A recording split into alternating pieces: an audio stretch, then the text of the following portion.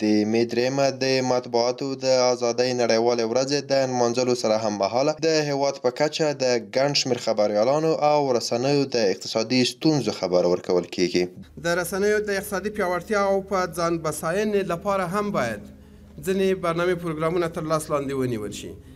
اطلاعاتو ته محدوده لاسرسی د تیر کال په پرتله سږ کال هغه محدودیت څه ناڅه کم شوی دی، خو بیا هم د قناعت وړ نه دی. په دې برخه کې د ټولو ضد اخلو ارګانونو همکاري غواړو. دلته په کابل کې د خبریالانو د خوندیتوب کمیټې له لوري د مطبوعاتو د ازادۍ د نړیوالې ورځې د نمانځنې په موخه ځانګړي مراسم جوړ شوي وو چې په افغانستان کې د رسنیو د روان وضعیت او د خبریالانو په وړاندې د شته ستونزو او ننګونو یادونه پکې وشوه. د خبریالانو د ملاتړو بنسټونو استازو همدارنګه د یو شمېر رسنیو مسؤلینو وویل چې د تیر یو کال په اوږدو کې تر ډیره د خبریالانو او رسنیو ستونزې حل شوې دي، خو بیا هم د خبریالانو او رسنیو اقتصادي ستونزې او اطلاعاتو ته د لاسرسي په برخه کې د حکومت او نړیوالو بنسټونو ملاتړ ته اړتیا لري تر څو شته ستونزې نور هم په ښه توګه حل شي.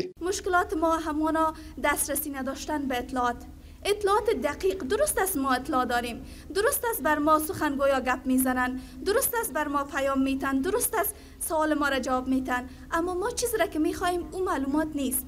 ما چیزی را که باید به گزارش ما داشته باشیم او تو یک چیز نیست. لبد مرغله هم د خبریالي د کار په وړاندې ستونزې موجودې دي، اما اطلاعات لاسرسی که موږ له تیر کال سره پرتله کړو یو څه ښه سوی ده.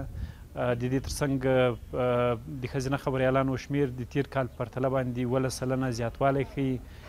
همدارنګه د نارینه خبریالانو په شمیر کې هم 10% زیاتوالی راغلی. شاوخوا 21 نوې راډیوګانې په دغه وروستیو کلونو کې له تحولاتو را په دې خوا تازه په کار باندې پیل کړی.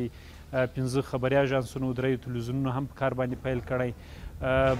د خبریالانو د مسؤلیت په برخه کې لا هم مشکلات موجود دي. قضایاوې چې د خبریالانو په وړاندې تاوتریخوالي ترسره کیږي لا پیښیږي، د هغوی ته رسیدګي په لازم شکل باندې نه